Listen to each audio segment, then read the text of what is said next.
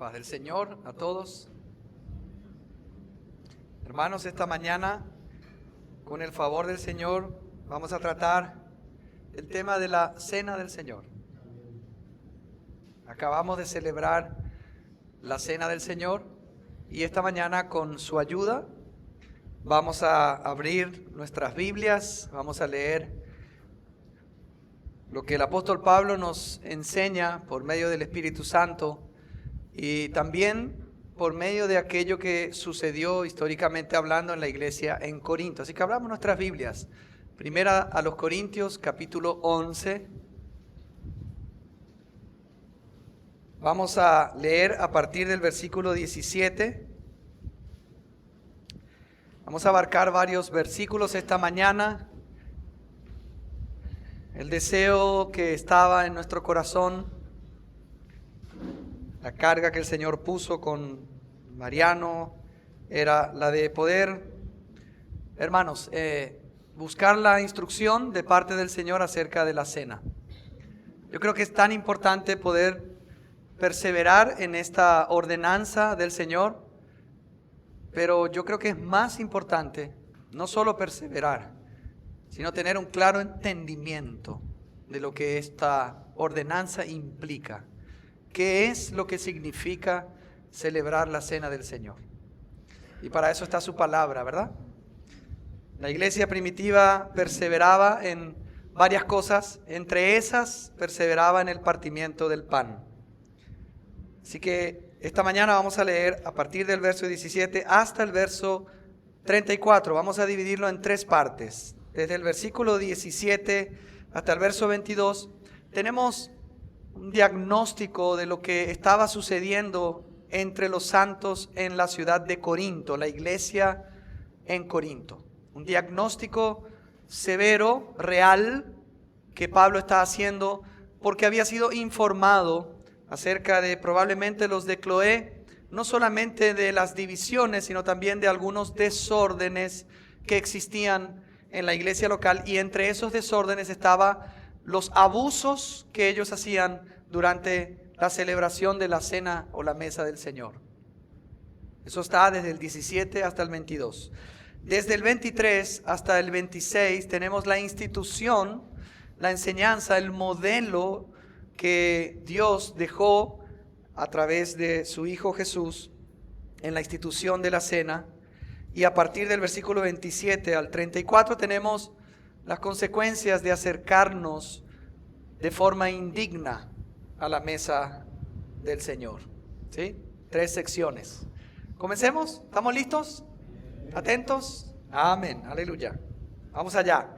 Verso 17. Dice Pablo a los Corintios: pero al anunciaros esto que sigue, no os alabo, porque no os congregáis para lo mejor, sino para lo peor. Pues en primer lugar, cuando os reunís como iglesia, oigo que hay entre vosotros divisiones, y en parte lo creo.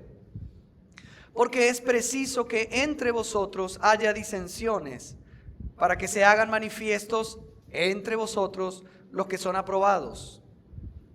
Cuando pues os reunís vosotros, esto no es comer la cena del Señor, porque al comer cada uno se adelanta a tomar su propia cena, y uno tiene hambre y otro se embriaga. Pues ¿qué? ¿No tenéis casas en que comáis y bebáis? ¿O menospreciáis la iglesia de Dios y avergonzáis a los que no tienen nada? ¿Qué os diré? ¿Os alabaré? En esto no os alabo.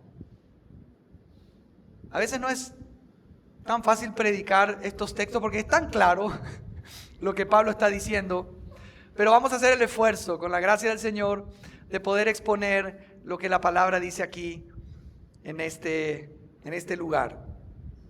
Pablo comienza el capítulo 11 alabando a los corintios en el versículo 2, donde dice: os alabo, hermanos, porque en todo os acordáis de mí y retenéis las instrucciones tal como os las entregué.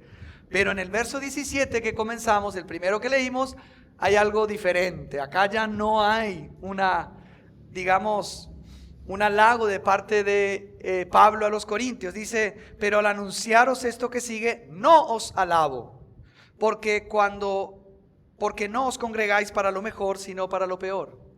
O sea, hermanos, aquí en este aspecto de la cena del Señor, Pablo está recriminando fuertemente a la iglesia, porque ellos cuando se reunían para comer la cena del Señor, no se reunían para lo mejor. La Biblia de las Américas dice, porque no os congregáis para lo bueno, sino para lo malo. Amados hermanos, lo primero que vamos a decir esta mañana es que no necesariamente por el hecho de habernos reunido, significa que nos hemos reunido para lo mejor.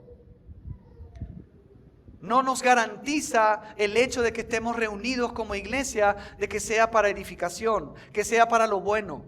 Podemos reunirnos lastimosamente como iglesia también para lo malo.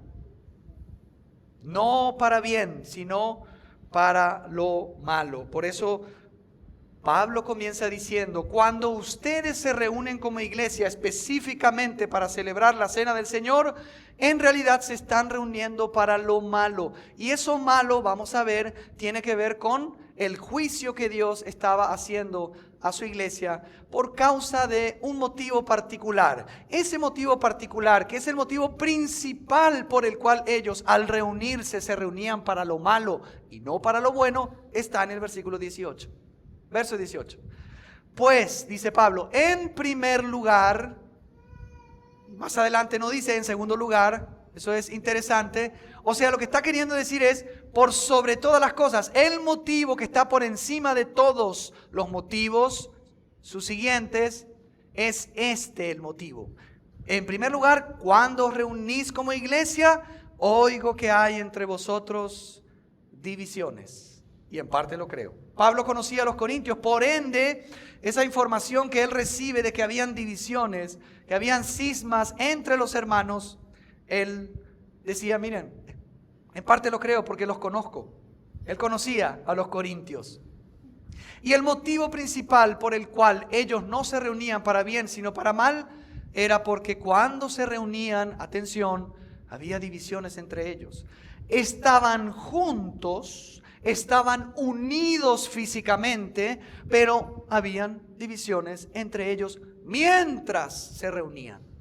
Por ende, cuando nos reunimos, no necesariamente nos reunimos para lo mejor.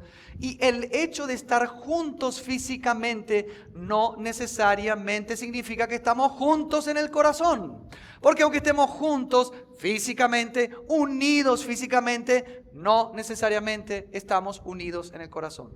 Y el Señor lo que aprecia, lo que valora, lo que mira es nuestros corazones. Y los corazones de los corintios, aunque se reunían como iglesia para celebrar la cena del Señor, entre ellos estaban separados, divididos. ¿Cuántas veces nos ha pasado que capaz estamos viajando juntos en un mismo auto o vehículo con la familia, con la esposa, con los hermanos, hacia un cierto lugar? Y aunque estamos juntos, percibimos que no estamos juntos. ¿Verdad que puede suceder que hay viajes difíciles de silencio? Porque capaz sucedió algo, porque hay algo pendiente entre nosotros que no se resolvió. Y aunque estamos juntos, no estamos juntos. ¿Verdad que no estamos juntos? Estamos juntos físicamente, pero estamos separados en el corazón. Esto era lo que sucedía en la iglesia en Corinto. Vemos los primeros capítulos que estas divisiones eran divisiones ministeriales. Algunos decían, yo soy de Pablo, yo soy de Apolos, yo soy de Cefas. Y otros decían, se atrevían a decir, yo soy de Cristo y ustedes no son de Cristo. Algunos dicen que era el grupo más sectario, los que decían que eran de Cristo. Estaban divididos. Divisiones ministeriales, pero acá Pablo probablemente está hablando de divisiones y de sectas o de cismas entre ellos que no necesariamente se conectan a los ministerios, sino a una actitud del corazón hacia los hermanos, hacia los otros. Divisiones entre ustedes. Pablo fue informado de la actitud que había en la iglesia mientras se reunían a comer la cena del Señor. Él lo creía en parte. Y ahora Pablo va a empezar de lo macro a lo micro, va a empezar a ir al tema y nos va a decir claramente lo que sucedía entre los santos en Corinto para que nosotros hoy, en Fernando, podamos aprenderlo. Verso 19 dice Pablo algo no tan fácil de entender, porque es preciso, en otras traducciones dice necesario, que entre vosotros haya disensiones. La Biblia de las Américas dice bandos, para que se hagan manifiestos entre vosotros los que son aprobados. Jesús dijo que van a venir tropiezos y que tienen que venir tropiezos, pero hay de aquel por medio del cual vienen los tropiezos. Pablo está diciendo, en realidad, el hecho de que somos todavía personas caídas y pecadoras hace que sea inevitable que entre nosotros se verifiquen bandos y divisiones, grupismos, separaciones. Eso es algo inevitable, lastimosamente, dice Pablo. Pero eso de alguna manera el Señor lo utiliza para que a través de esos bandos se puedan manifestar los hermanos y hermanas que son aprobados entre los santos. ¿Y quiénes son los aprobados entre los santos? Los que no se dejan llevar por los bandos, por las divisiones, los que han entendido lo que está en el corazón de Dios, los que han entendido la revelación de que todos los hermanos en Cristo que han sido redimidos por la sangre, somos uno, somos parte de un solo cuerpo y ninguno es mejor que otro, y por ende no tenemos el derecho de dividir lo que Él unió por su sangre. Por eso Pablo está diciendo, cuando hay bandos, esos bandos, esas divisiones de alguna manera son la oportunidad para que entre ustedes se manifiesten los que son aprobados. Los que no son aprobados siguen en las divisiones, se paran, siguen divididos. Capaz están reunidos exteriormente y físicamente, pero todavía están ahí adentro dividiendo a la iglesia del Señor. Va avanzando Pablo, hermanos, va avanzando Pablo. Verso 20. Cuando pues os reunís vosotros, esto no es comer la cena del Señor. Ellos se reunían para la cena del Señor, pero Pablo está diciendo, considerando que están divididos, considerando que hay bandos entre ustedes, en realidad, aunque piensan que están celebrando la cena del Señor, eso no es comer la cena del Señor. Eso es comer la cena de ustedes, no la del Señor. Porque la cena del Señor tiene una característica que es la del amor ágape, la del amor que piensa en el otro. La característica de la cena del Señor es la cena del amor sacrificial que estamos enfatizando esta mañana. Así que Pablo dice, no, aunque ustedes piensan que se reúnen para bien, para celebrar la cena, en realidad no se reúnen a comer la cena del Señor. Porque así, esa característica que tienen ustedes no es comer la cena del Señor.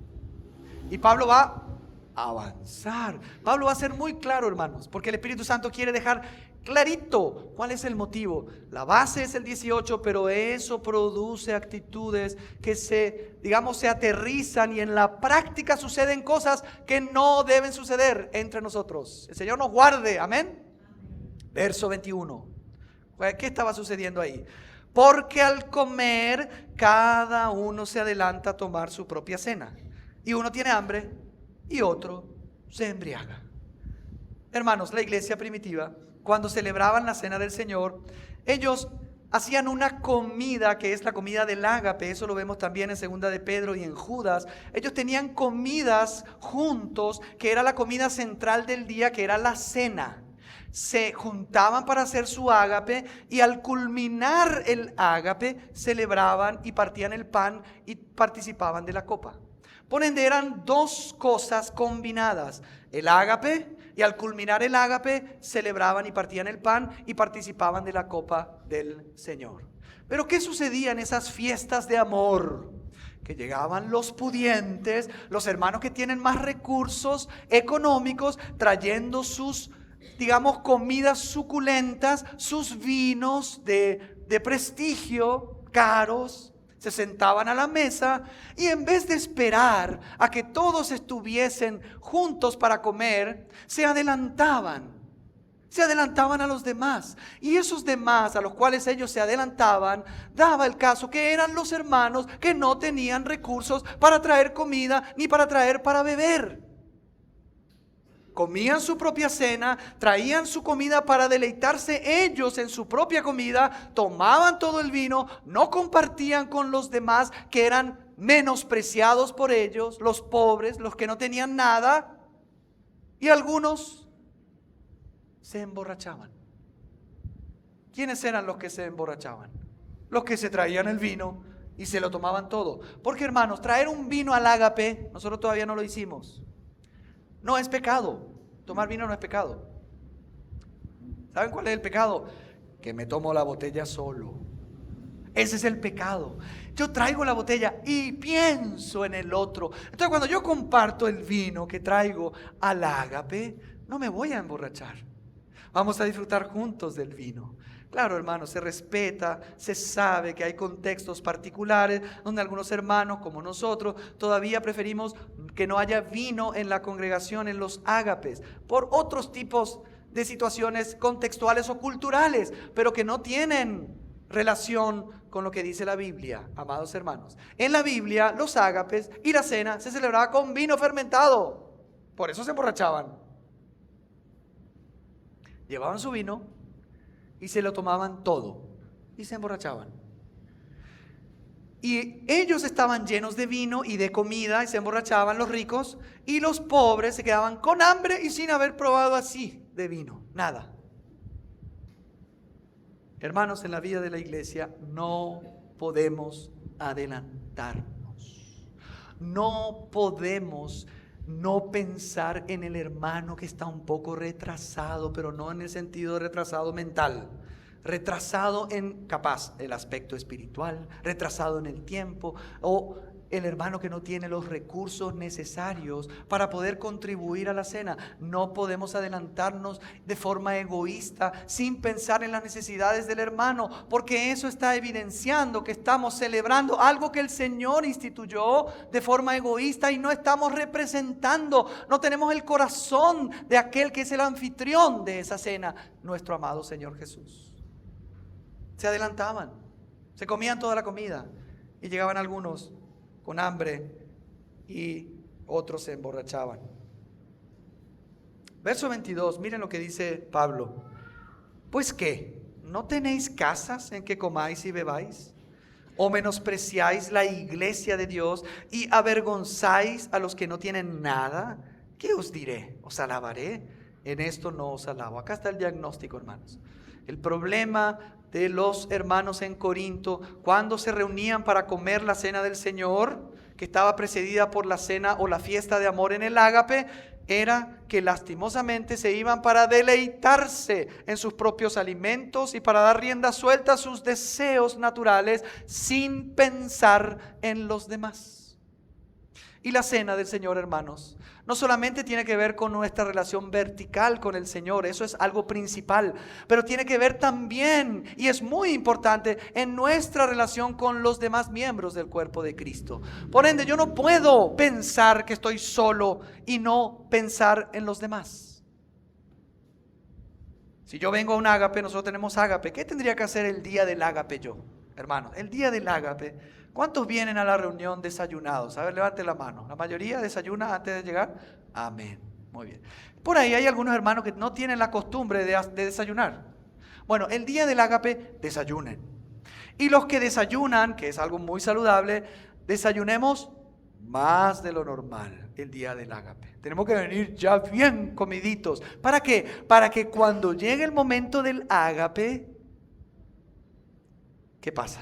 A mí no me interesa tanto comer, sino lo que más me interesa es tener comunión con el hermano que está ahí al lado, dialogar, interesarme en él o en ella, conocer. Hay hermanos que escapan del ágape, porque el ágape, hermano, es una oportunidad para pensar en el otro, no para deleitarme en la comida. A veces vamos con los platos y ustedes conocen el Everest, ¿no? El Everest. Salimos con el plato, la montaña rusa en el plato, porque estamos pensando en comer. No nos hemos preparado para venir a deleitarnos en comer alguito, pero disfrutar de la comunión. ¿No tenéis casas en que podáis comer y beber? Hay que comer antes para entonces que nos sea más fácil poder celebrar de acuerdo al corazón del Señor la cena del Señor. Así que, hermano, el día Ágape, ¿qué hacemos ese domingo? No solamente nos preparamos ya desde la noche anterior, porque a veces no nos preparamos en la noche anterior. Nos quedamos dormidos hasta tarde, salimos por acá y allá y a la mañana y cantamos que parecemos un cementerio. La iglesia no es un monumento, la iglesia es un movimiento. El sábado de noche parece que tenemos la fuerza de un león y el domingo de mañana estamos. Pero, hermano, deberíamos prepararnos antes para ganar el domingo a la mañana. Porque el domingo a la mañana, el domingo es para el Señor, es el día del Señor. Y entonces no solamente me preparo los sábados de noche para llegar bien el domingo a la mañana, sino también me levanto a la mañana, ya oro, busco la presencia del Señor, preparo mi ofrenda, y si el día es Ágape, ¿qué hago? Rico y abundante desayuno, como más de lo debido, para no tener hambre. Incluso puede pasar en un Ágape que se acabó la comida, ¿verdad? Puede pasar, ya no ha pasado que se acabó y Freddy, ustedes saben, Freddy se escapa. Cuando ustedes lo ven a Freddy, que se va porque va a comprar más comida. Gracias al Señor ya no está pasando, porque los hermanos están trayendo más, porque al comienzo traían solo algunos y los demás solamente comían. Pero, hermano, la vida de la iglesia es pensar en el otro. Entonces voy bien comido, con la barriga llena, para que aunque se me termine la comida, no importa si se terminó, pues ya estoy comido. Yo he venido para disfrutar, para hablar, para dialogar, para preguntar, para orar por los hermanos. Hermano, a veces una pequeña conversación en el Ágape sirve mucho más que una predicación. A veces, no siempre. No pensemos que eso es el patrón. A veces estamos en el Ágape y están hermanos enfrente y nosotros estamos acá. No nos interesa de ellos. Con la hermana que estoy acá he hablado ya miles de veces, pero con los que están enfrente ni les pregunto nada. Tenemos una actitud, estamos juntos, todo muy lindo, pero en la práctica, hermanos, necesitamos aterrizar el amor Ágape. Esto no lo estaban haciendo los corintios. Traían sus comidas, comían su propia comida, dejaban con hambre a los pobres y menospreciaban a la iglesia. Hermanos, menospreciar la iglesia de Cristo, que es el cuerpo de Cristo, es grave. Por eso Pablo está diagnosticando el problema. Ahora Pablo va a hacer un contraste y a partir del verso 23 va a decir qué es lo que debe caracterizar la cena del Señor. Por eso en el 23 dice: porque yo recibí del Señor lo que también os he enseñado, que el Señor Jesús, la noche que fue entregado, tomó pan. Hermanos, el Señor Jesús probablemente fue el que enseñó de forma directa al apóstol Pablo lo relacionado a la cena suya. Recordemos que el anfitrión, el que inauguró esta cena, es el Señor Jesús. ¿Cuándo la inauguró? La noche de la cena pascual. Recuerden que los judíos cada año se reunían para comer la cena pascual. Esa cena pascual era para conmemorar la salida de Egipto del pueblo de Israel. ¿Se acuerdan? En esa cena Jesús, hermanos, hizo 33 Pascuas judías. 33. Participó de las 33. Él no faltó a ninguna, Él cumplió todo. La última fue esa noche donde Él fue traicionado, fue entregado. Hermanos, esa noche Jesús no murió esa noche, pero esa noche fue entregado, fue traicionado.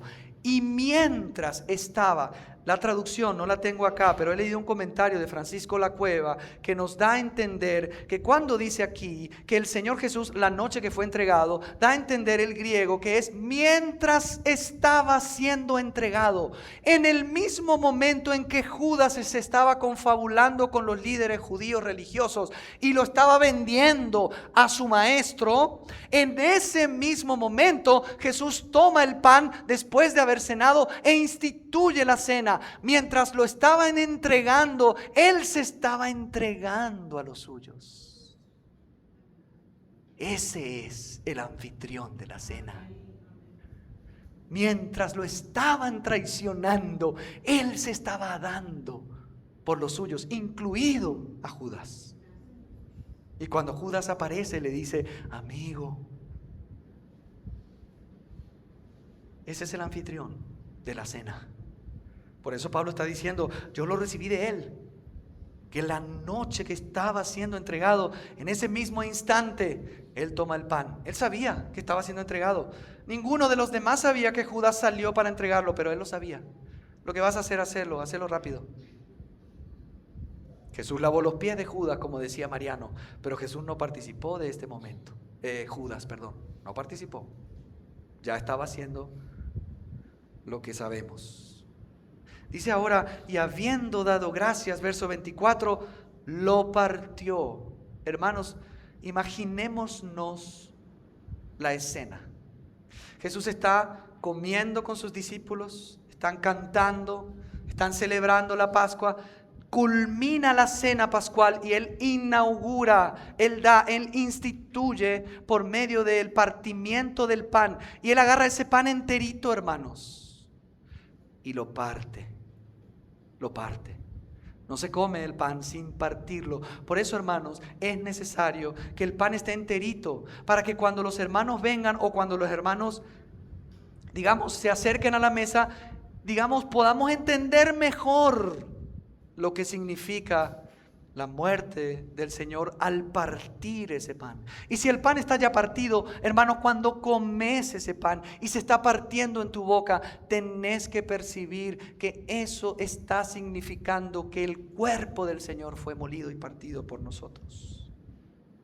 Partió y dijo: tomad, comed, esto es mi cuerpo que por vosotros es partido, haced esto en memoria de mí.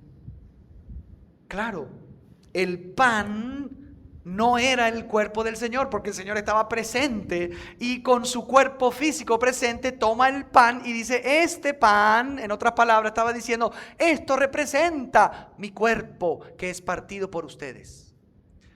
Yo quiero que lo hagan. Esta mañana lo hicimos. Partimos el pan, comimos en memoria de Él, no en memoria de su muerte. La muerte se proclama, la persona se recuerda en memoria de Él. Él está presente, Él quiere ser recordado cada vez que partimos el pan. Por ende, el pan y la cena del Señor, principalmente o primariamente es un memorial, pero no es solo un memorial. Pero es un memorial, es para hacer memoria. Yo recuerdo siempre el hermano Roque que dice cuando ora o cuando comparte la palabra en la cena, que somos de memoria corta. Nos olvidamos fácilmente de lo que el Señor hizo. Y una de las cosas que dice Watchman Nee hablando de la Santa Cena es que muchos hermanos no producen fruto porque se han olvidado de la purificación de sus antiguos pecados. Porque al olvidarnos nos acomodamos al mundo, perdemos el fervor, no amamos al Señor. Pero al recordar y al renovar ese recuerdo a través de los símbolos, nuestros corazones se vuelven a encender por el Señor. Haced esto en memoria de mí. Asimismo tomó también la copa después de haber cenado. ¿Se dan cuenta? Esta copa y este pan es después de la cena pascual. Él instituyó e inauguró una nueva cena, la cena del nuevo pacto. Por eso dice ahí diciendo: esta copa es el nuevo pacto en mi sangre. Haced esto todas las veces que la bebiereis en memoria de mí. Principalmente, el Señor quería que recordemos, pero recordemos lo que Él hizo esa noche. Mientras estaba siendo entregado, partió el pan, tomó la copa y le dijo a sus discípulos que coman y beban y que hagan esto cada vez que se reunieran para memoria de mí. Verso 26. Así pues, todas las veces que comiereis este pan y bebiereis esta copa, la muerte del Señor anunciáis hasta que Él venga. Estas palabras son de Pablo, no del Señor, son de Pablo. Pablo dice: así que, iglesia, todas las veces que ustedes comen este pan, no cualquier pan, No el pan del desayuno, no el pan del ágape, el pan que ha sido apartado con el propósito de estimularte a recordar esa muerte del Señor y su persona gloriosa, porque ese pan y esa copa son especiales, no son cualquier pan, no es cualquier copa, es la copa y es el pan. Cada vez que tomamos este pan, bebemos esta copa, ¿qué hacemos? La muerte del Señor anunciamos hasta que Él venga. Hermanos, la cena no es solamente un memorial, sino que es una proclamación. ¿Proclamación de qué? De su muerte. Cuando alguien nuevo viene a una reunión de iglesia y ve que está el vino y el pan aparte, si no lo entiende hay que explicarle, ese vino y ese pan representan la muerte de nuestro Señor, porque Él antes de morir, la sangre estaba en su cuerpo, pero una vez que se sacrificó, la sangre salió de su cuerpo. Por eso está dividido, fue partido. Y celebramos por un lado el cuerpo y la sangre. O sea, eso evidencia, hermano, cuando no hay sangre en el cuerpo, ¿qué hay? Hay muerte, porque la vida está en la sangre. Así que cuando vemos esos elementos separados, estamos proclamando, estamos anunciando que alguien murió por nosotros y ese alguien es Jesús. ¿Y cuándo lo hacemos? Lo hacemos cada vez que nos reunimos. La iglesia primitiva lo hacía el primer día de la semana. Acá no da una indicación con cuánta regularidad, pero lo hacemos sí hasta que Él venga. O sea, es un memorial, pero también es una proclamación de su muerte hasta que Él venga. Eso implica que Él resucitó y que Él va a regresar. ¿Amén? ¿Vamos bien? Muy bien. Vamos a la tercera parte un poco más complicada, a partir del verso 27. Pablo avanza y dice, de manera, habiendo considerado todo esto, la actitud de ustedes mala, el ejemplo y la institución de la cena del Señor, ahora, verso 27, de manera que cualquiera que comiere este pan o bebiere esta copa del Señor indignamente será culpado del cuerpo y de la sangre del Señor. Nosotros, hermanos, generalmente cuando compartimos la cena, muchos hermanos leen desde el 23 y algunos tienen el valor de leer el verso 27 en adelante, como para ayudarnos a que no nos acerquemos de forma indigna. Pero como bien decía nuestro hermano Robbie, hermanos, ¿cuánto acá Pablo está diciendo que el que se acerca, el que come, el que participa de la cena del Señor de forma indigna, no se está refiriendo a nuestra persona, se está refiriendo a nuestro comportamiento? No es que nosotros tenemos que hacernos dignos para acercarnos. Tenemos que tener una conducta, una actitud digna. Acercarse indignamente no significa que me acerco con pecado. Porque de otra manera, amados hermanos, ¿quién podría decir esta mañana que está libre de pecado? Si acercarse indignamente significa que nosotros estamos totalmente a cuentas con el Señor y no tenemos ningún tipo de deudas con el Señor, entonces sería una cena como un premio para los que son dignos. Pero esta cena no es un premio, es una apertura, es una invitación que hace el Señor, que Él es el digno y hace de nosotros partícipes, permaneciendo nosotros indignos. Nosotros seguimos siendo indignos. Ninguno es merecedor de acercarse a esta cena. Por ende, cuando dice el que toma de la copa, el que bebe, el que come del pan indignamente, es una actitud que él ya dijo en los primeros versículos. Una actitud de división, una actitud de no considerar al hermano, una actitud irreverente, una actitud inapropiada para acercarnos a la mesa del Señor. Somos culpables del cuerpo y de la sangre del Señor. O sea, estamos atentando contra el Señor mismo. Y cuando atentamos contra el Señor mismo, pecamos contra los hermanos. Por eso dice en 1 Corintios capítulo 8, versículo 12. De esta manera, pues, pecando contra los hermanos e hiriendo su débil conciencia, contra Cristo pecáis. Los corintios se estaban acercando de una forma inapropiada por lo que Pablo había dicho anteriormente. ¿Se está entendiendo? Será culpado del cuerpo y de la sangre del Señor. Por tanto, pruébese cada uno a sí mismo y coma así del pan y beba de la copa. Hermanos, ¿debemos o no examinarnos? Sí. Hermanos, antes de participar de la cena del Señor, debemos hacer un examen en nuestros corazones con la luz de Cristo. Pero el examen no es para que yo decida si voy a participar o no voy a participar. A veces se tiene un mal entendimiento de esto y uno dice, sí, hoy me peleé con mi esposa ayer a la noche, vi algo en la tele, no soy digno, le debo plata a mi hermano, no soy digno, no, gracias hermano, no participo. No tiene nada que ver con eso.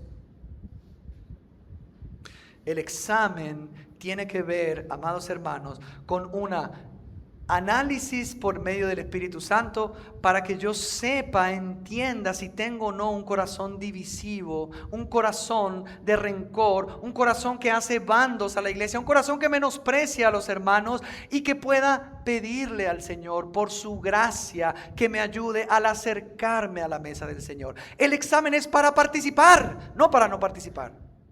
No debemos examinarnos para no participar.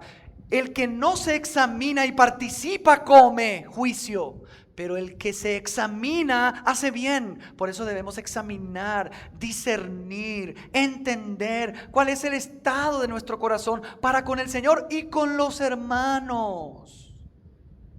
Porque a veces estamos divididos y no nos examinamos y comemos. A veces hemos creado una secta y hemos menospreciado a los demás hermanos que están en otros lugares y comemos. A veces promovemos bandos en nuestros corazones y eso capaz se aterriza en la práctica y dividimos la iglesia y comemos. A veces tenemos un corazón tan egoísta que no piensa en la necesidad del hermano que no tiene recursos y comemos. Y nos deleitamos en las reuniones, en la cena, en la vida de la iglesia. Y nos acercamos así de forma ligera, sin examen, sin analizarnos, sin pedir la gracia del Señor. Y entonces viene la mano del Señor. Pruébese cada uno a sí mismo y coma del pan y beba de la copa, cada uno. Hermanos, el examen no es del otro. Yo no estoy ahí para examinar al otro. Estoy para examinarme a mí, delante del Señor. Porque el que come, verso 29, y bebe indignamente, inapropiadamente, sin discernir el cuerpo del Señor, juicio come y bebe para sí. Necesitamos discernir, diferenciar, discriminar, entender que este pan está hablándonos del cuerpo molido del Señor físico. No es cualquier cosa, hay un discernimiento, pero no se limita al cuerpo físico, también al cuerpo místico del Señor, que es la iglesia. Cuando yo me acerco a la mesa del Señor sin tener el entendimiento de que somos uno en Cristo y que soy uno con todos mis hermanos, que ese es el cuerpo místico del Señor, como juicio. Si no discierno, si no diferencio, hermanos, esto es algo demasiado solemne. Discernir también significa entender la realidad de nuestra participación a través de estos símbolos. Hermanos, el símbolo en sí mismo no contiene absolutamente nada, pero el símbolo nos ayuda a poder participar del simbolizado. Claro. La doctrina de los católicos era la transubstanciación. Esos elementos, esas sustancias se transfieren, se transforman, se convierten milagrosamente, literalmente en el cuerpo y la sangre del Señor. Rechazamos eso. Pero no nos vamos solamente a los símbolos. Hermano, no son solo símbolos. No son solamente símbolos. Son símbolos que el Espíritu Santo utiliza como vehículos para transmitirnos a Cristo mismo en el Espíritu.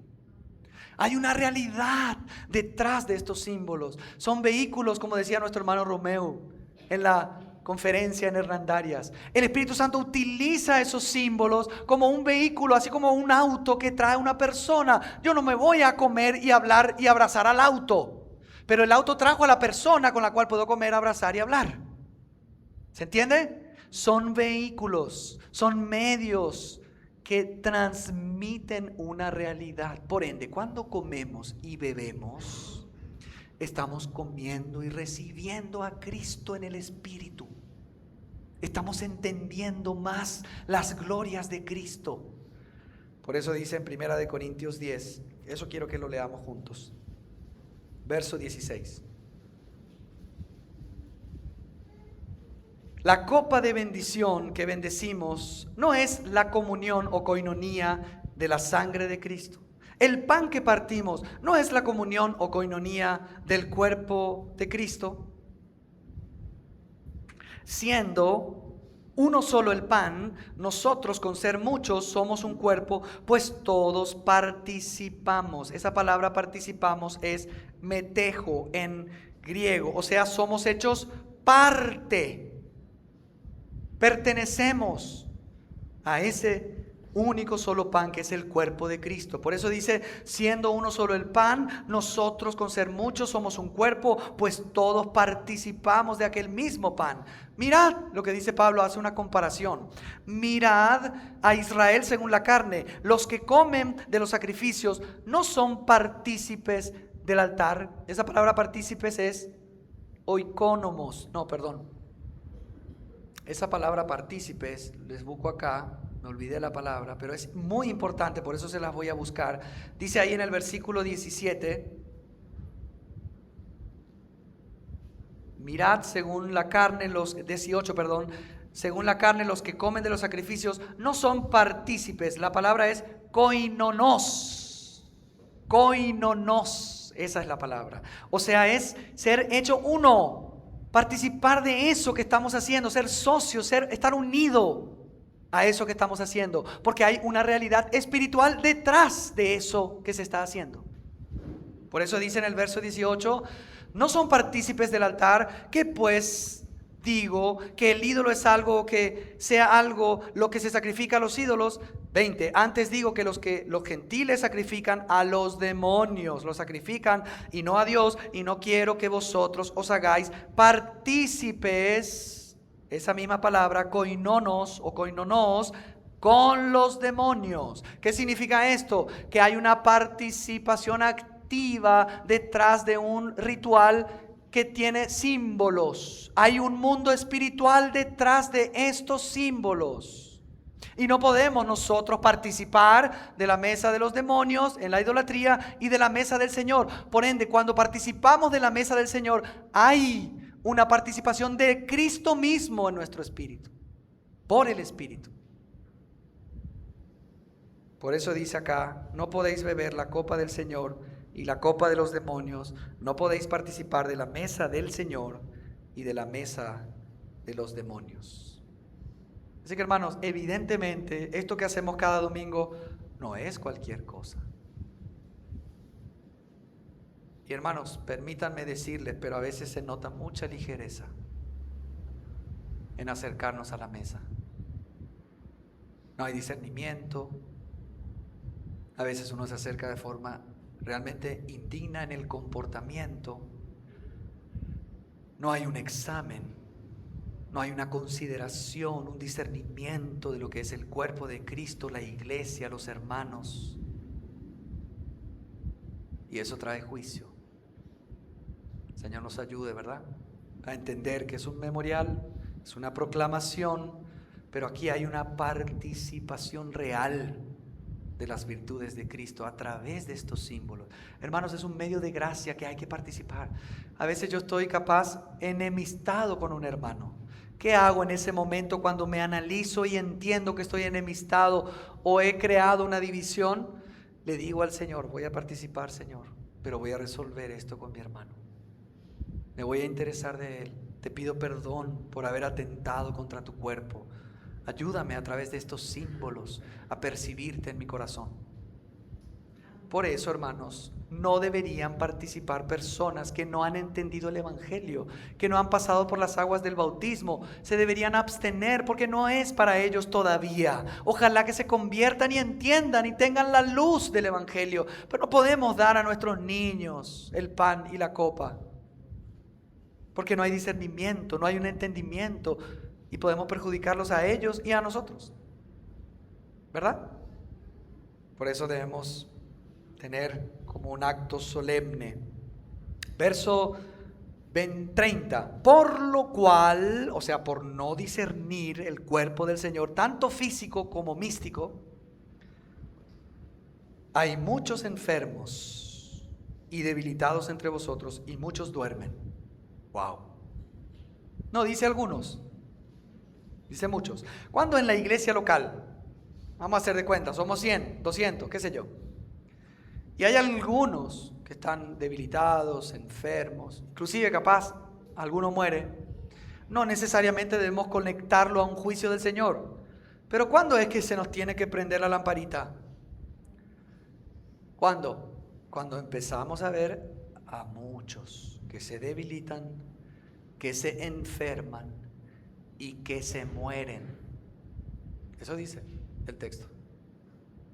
Cuando hay muchos en una realidad local que están siendo debilitados, se están enfermando y están muriendo, no deberíamos orar solamente para que el Señor los sane de forma ligera, sin considerar que puede ser un juicio del Señor para la iglesia, porque la iglesia no está celebrando la cena del Señor con el amor del Señor. Están teniendo divisiones, y de igual manera se acercan a mi mesa, y mi mesa es una mesa de amor, es una mesa de gracia, es una mesa de armonía, es una mesa de compañerismo. Por ende, cuando hay divisiones en la iglesia, cuando hay corazones duros, cuando hay egocentrismo y no pensamos en el otro y nos acercamos a la mesa, el Señor puede juzgar y va a juzgar a su iglesia.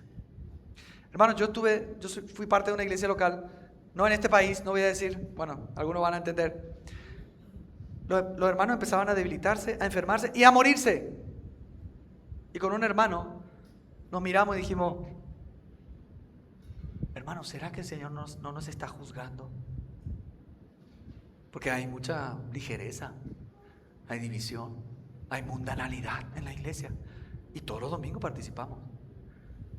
Y entendimos que el Señor estaba juzgando a la iglesia.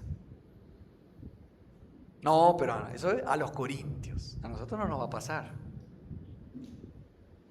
Por lo cual hay muchos enfermos y debilitados entre vosotros, y muchos duermen. Señor nos ayude. Primera de Juan decía que hay pecado de muerte por el cual yo no digo que se ore. El pecado de muerte es el pecado que ha atentado de tal manera al cuerpo de Cristo que el Señor decidió quitarle su vida física como una disciplina. Se murió antes de tiempo. Y hermanos, el hermano Ni decía en su libro El Evangelio del Reino 1 y 2, tomo 1 y 2, decía: la muerte en el creyente no resuelve nada. No, bueno, ya se murió, ya está, problema resuelto. No, va a resucitar y va a enfrentar el juicio del Señor. Y si no resolvió las cosas que tenía que haber resuelto acá en la tierra, va a tener que enfrentar al Señor allá, en el cielo, en el tribunal. Así que, hermanos, ¿el Señor es un Dios de amor? Sí. ¿De gracia? Sí. Pero es un Padre amoroso que nos disciplina y nos corrige cuando dividimos su iglesia, cuando no discernimos el cuerpo de Cristo. Así que la próxima vez que te enfermes, no pidas rápidamente oración a la iglesia para que te sanes. Capaz es una disciplina. Y uno dice: Señor, ¿en qué estoy errado? El Señor te va a mostrar. Yo recuerdo una vez, estaba enfermo y no me pasaba la enfermedad. Me levantaba y le pregunté al Señor. Pedía oración, así, y después le pregunté al Señor sinceramente: Señor, acá está mi corazón. Señor, ¿qué pasa? ¿Hay algo que estoy haciendo mal? Hermanos, cuando le pregunto al Señor, abro la puerta para la comunión y veo a una hermana y el Señor me dice: tenés enojo contra esa hermana. Clarito. Uy, uy, uy. Bueno, terminó ese tiempo y fui a hablar con esa hermana. Le pedí perdón por mi enojo. Nos reconciliamos. ¿Saben qué pasó? Me sané. Se fue. Se fue literalmente. Se fue. Volvió la fuerza. Días debilitado. Hermanos, debemos preguntarle al Señor: ¿por qué nos sucede lo que nos sucede? No todo es una prueba para fortalecernos. A veces es un castigo por nuestra terquedad, por nuestro corazón duro, por no querer resolver aquello que sabemos que hay que resolver, por dividir la iglesia.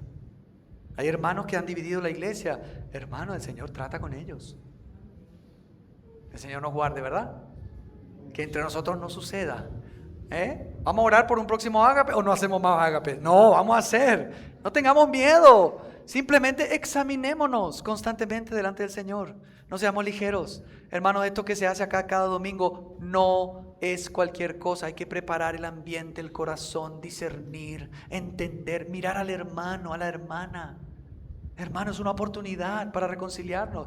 Muchas veces, a mí me ha pasado y lo digo, antes de la cena, no muchas veces, pero un par de veces, hubo un corto con un hermano antes de la reunión, un cortocircuito. ¿Se conocen los cortos? Y estaba la cena y no podía. Y me levanté, o el hermano se levantó y vino, ¡pum!, un beso acá en el cuello. Señor, hermano, te perdono. Yo también.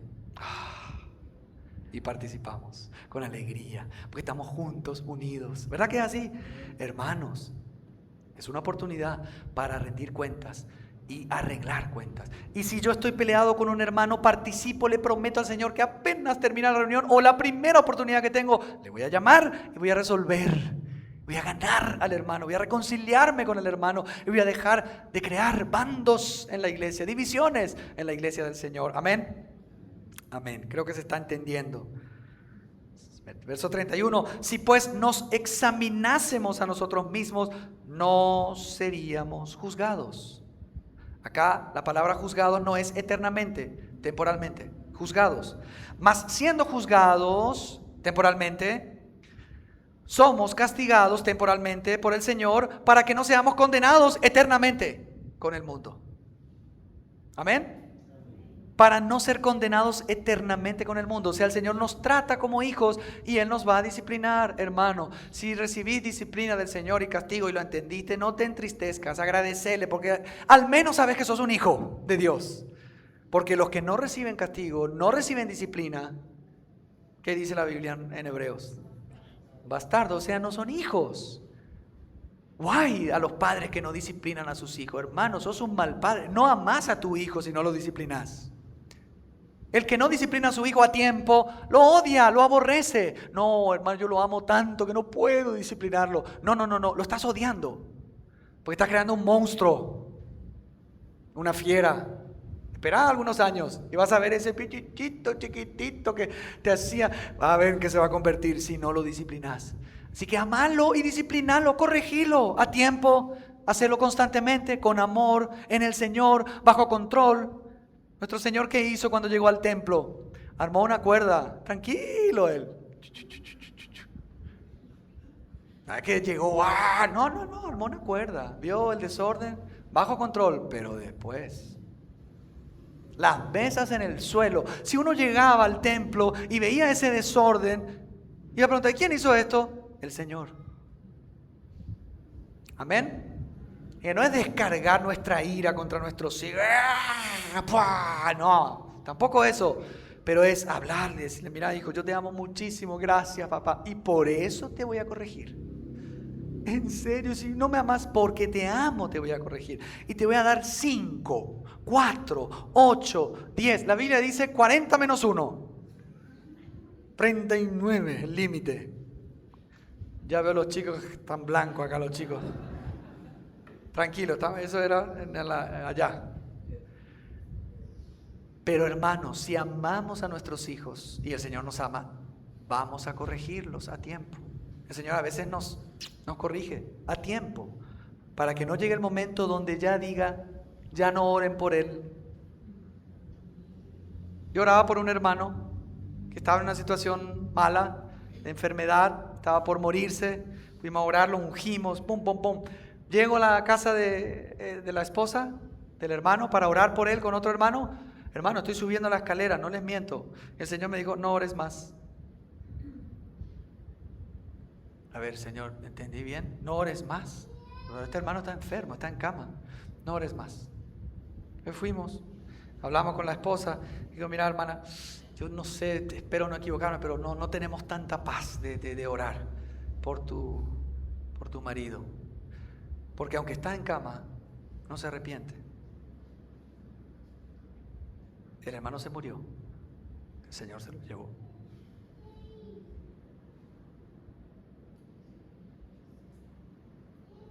El Señor a veces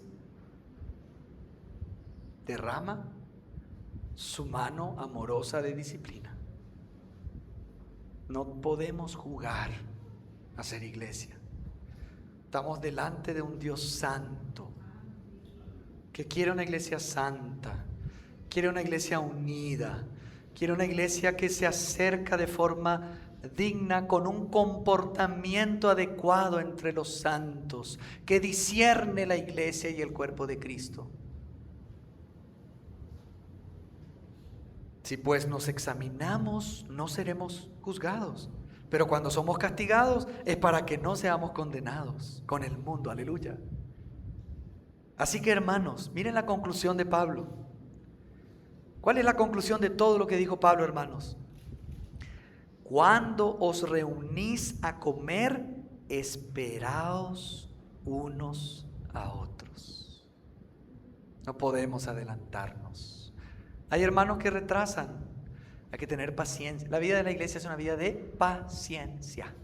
Todos vamos a llegar, si somos salvos, a ver el rostro del Señor. Pero aquellos que caminan esperando a los demás, que viven la vida de iglesia no por 5 meses, sino por 60 años, van a llegar de forma distinta, más parecidos al Señor por los roces, las diferencias que han vivido en la iglesia, por el perdón, la confesión y el llevar nuestras cargas unos a otros. No es que el que llega solo llega mejor, llega más rápido, pero no llega bien. El que llega con todos, en comunión. Hay hermanos que no se reúnen más. No, pasa que no me gusta esto, no me gusta aquello. No. Está solo. ¿Va a llegar? Sí, fue salvo por el Señor, va a llegar, pero no va a llegar como el Señor quiere. Porque, hermanos, este lugar que es la iglesia, no este lugar físico, este lugar, este organismo viviente de persona que es la iglesia, es una fábrica de santos. Una fábrica de santos. Acá llegamos borrachos, orgullosos, argeles, mentirosos, ladrones. Y vamos a agregar más cosas, ¿verdad? Fornicarios. Llegamos así. ¿Y el Señor qué va a hacer? Acá está la fábrica. Y empieza a trabajar en nosotros. Y nos pone al lado del jefe de sección de la máquina de los serruchos, qué sé yo. Y ahí 5 años con este. Uy, Señor, a ese va a obedecerle y someterte y que te va a cuidar. No, pero no quiero, no aguanto y me voy. Y no superé el proceso y no me santifiqué como el Señor quería. Amén. Somos una fábrica, la iglesia es una fábrica de santos. El Señor nos está santificando y Él quiere que avancemos. Y estos medios de gracia, como el de la cena, son para constituir el carácter de Cristo en nosotros. Cuando reunís, esperaos unos a otros. ¿Sí? No, vamos a comer ya. No importa. No, espérense. No avancen. Si alguno tuviere hambre, coma en su casa. Vamos a comer en nuestra casa para no causar división, tropiezo a los hermanos. ¿Sí? Para que no os reunáis para juicio. La reunión de la iglesia no debe ser para juicio, sino para bendición del Señor. Pero para eso debemos preparar nuestros corazones. Cuando estamos juntos, hermanos, la iglesia es una bendición, pero es peligroso estar en la iglesia. Es peligroso si nos acercamos indebidamente, ¿verdad? Es como darle una herramienta a un niño. Es como meter el dedo en el enchufe. La corriente eléctrica es una maravilla, gracias al Señor porque tenemos corriente eléctrica, pero si yo me acerco y meto el dedo sin protección, me va a dar un patadón terrible. Y a veces, somos tan ligeros, no importa, con la vida de la iglesia. No es así, es un Dios santo. Amén, hermanos. Señor nos ayude en eso. Hermanos, una característica de los niños, si vos agarrás una mesa y pones a 5 niños a comer en esa mesa, pones ahí una bandeja llena de comida, pones los platos, los cubiertos y los vasos y pones una gaseosa o un jugo. ¿Qué va a pasar en esa mesa? Y los dejas solos. ¿Qué va a pasar en esa mesa? Se van a respetar, así, por favor, te sirvo, sí, espero, o también, sí, ¿quieres un poco de jugo? Sí, vamos a esperar para orar, por favor, sí. ¿Así van a hacer los niños? ¿Qué van a hacer los niños ahí? Yo quiero esto, ¿y por qué? No, un desastre. ¿Por qué? Porque son niños, no porque son malos, porque son niños. Son pecadores, pero son niños. Los niños se comportan así.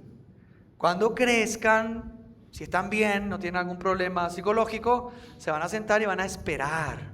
A veces somos peor que los niños en la mesa, pero si somos adultos no vamos a esperar, vamos a servirnos. O sea, hemos crecido, hemos madurado. Lo que el Señor desea es que la iglesia madure en el conocimiento de Cristo, y eso se refleja, ¿saben cuándo? En la comida común. Hay hermanos que son tan espirituales, pero se sientan a comer y perdieron toda su espiritualidad. La cola, son los primeros en la cola. Hermano, son cosas prácticas, muy prácticas, ¿sí? Entonces interesémonos en los hermanos. No antepongamos a nuestros intereses los intereses de Cristo. Veamos que lo más importante es vivir en amor y darnos por los hermanos. Y si no comemos, para que coman otros. Amén. Gloria a Dios. Lo importante es estar juntos, crecer en gracia. Así que si tenés hambre, come en tu casa. Prepárate para el ágape, prepárate para la reunión. No vengas con hambre, ¿sí? Para que no os reunáis para juicio. Las demás cosas las pondré en orden cuando yo fuere. Evidentemente habían otras cosas de la cena, probablemente, que Pablo tenía que poner en orden, pero esta era la principal. División, un corazón irreverente al acercarse a la cena, sin discernimiento y de forma indigna. Señor, ayúdanos, ¿sí? Ayúdanos, Señor. ¿Se entendió, hermanos? Amén. El Señor nos ayude a que tengamos un entendimiento más claro de lo que es la cena del Señor. Vamos a orar.